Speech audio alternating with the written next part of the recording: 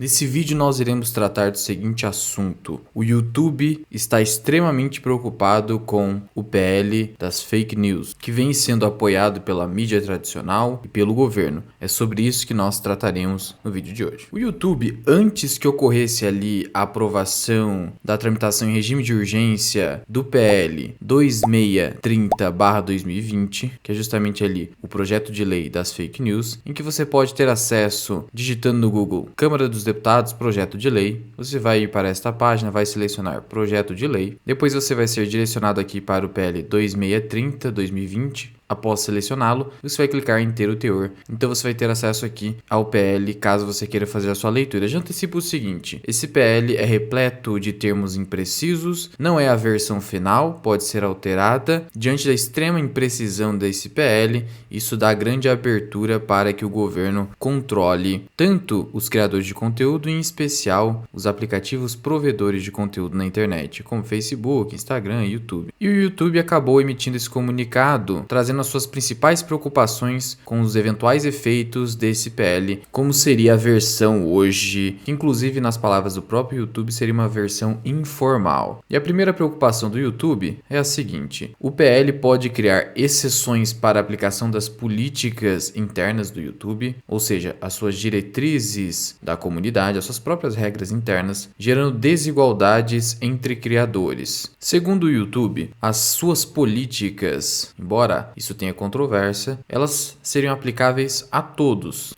os participantes da comunidade, independentemente de quem seja. Contudo, segundo o YouTube, o projeto de lei pretende mudar isso, dando isenções a contas consideradas de interesse público. Ou seja, na visão do YouTube, se uma conta for considerada de interesse público para o governo, ela estaria isenta das diretrizes da comunidade e do próprio YouTube, de tal modo que teríamos contas com certos privilégios de imunidade. O problema é que quem decidiria isso seria o próprio governo. Uma segunda preocupação aqui do YouTube é que o governo teria poder para controlar os aspectos centrais da plataforma sem um conjunto claro de regras. Como assim? Segundo as palavras do YouTube, sem limites claros sobre o que o governo pode controlar, isso poderia ensejar abusos governamentais. Além disso, como as plataformas ficariam responsabilizadas em conjunto com o criador do conteúdo que promoveu ali uma suposta notícia falsa, haveria necessidade de censura prévia, a fim de que o YouTube não seja responsabilizado. Uma terceira preocupação aqui do YouTube é que o YouTube pode ser forçado a remover grande quantidade de conteúdo legítimo para evitar ser soterrado por ações judiciais, como eu comentei com vocês. Segundo o YouTube, o projeto das fake news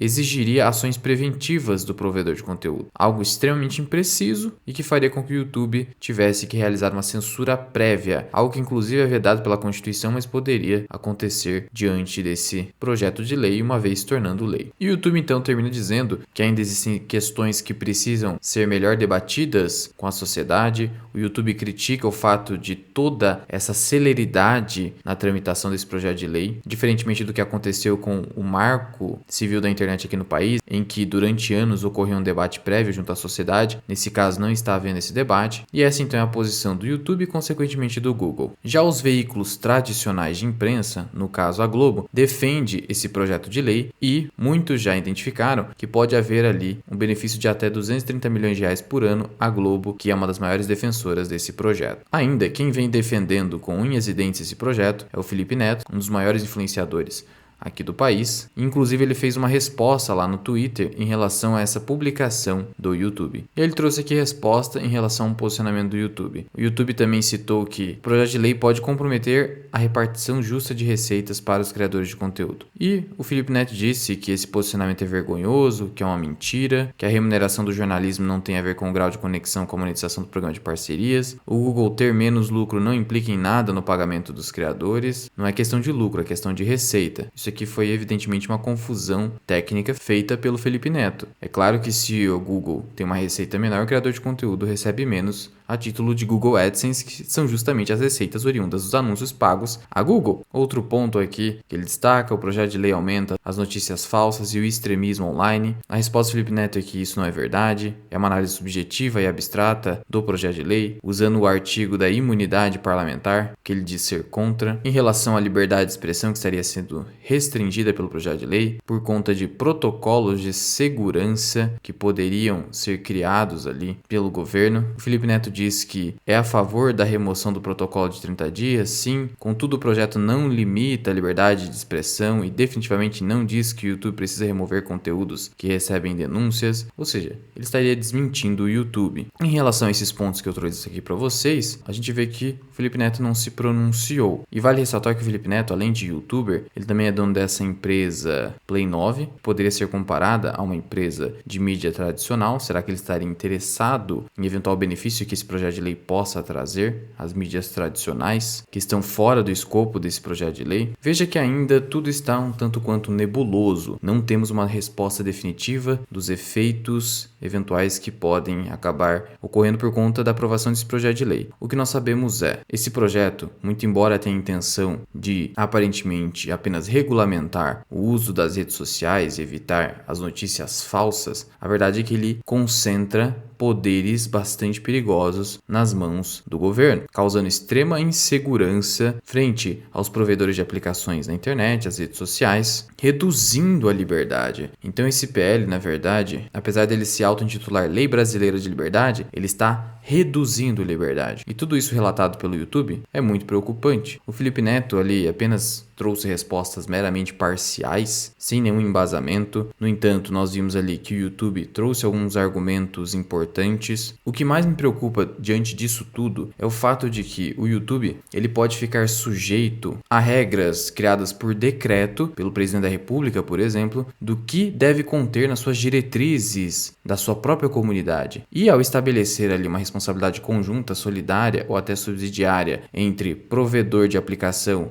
mais o criador de conteúdo, o autor de um texto, de um vídeo, você vai estar gerando ali a necessidade de uma censura prévia. Então sim, esse PL pode ensejar censura. É por isso que eu sou completamente contra a esse projeto e qualquer tipo de tentativa de restrição da liberdade de expressão. Até por isso que eu recomendo que você vá nesse site aqui, pldacensura.com, e acompanhe os parlamentares e como eles têm votado a respeito dessa proposição legislativa. Nós temos aqui um placar acirrado, a maioria está contra esse PL, esperamos que isso aqui prevaleça, mas é preciso continuar pressionando, porque a intenção do governo é claramente que esse projeto passe e ele tenha mais poder de controle das mídias. E caso, de fato, as mídias da internet, as não tradicionais, passem a ter um controle rígido do governo, até mesmo impossibilitando a sua atuação, pode ser que o YouTube inclusive queira sair do Brasil, pode ser que o número de criadores de conteúdo reduza drasticamente. Pode ser, inclusive, que você volte àquele passado não muito distante em que você ficava completamente dependente das mídias tradicionais como a Globo, SBT, Record e etc. Então sim, esse PL é uma ameaça à informação descentralizada. Até mesmo canais como Mirai Investing, que acabaram melhorando a educação financeira no país, podem sofrer algumas restrições. Eventualmente esses canais reduzam ou até se extingam, não sabemos tudo o que pode acontecer. O que nós sabemos é que os veículos de mídia tradicional fazem propagandas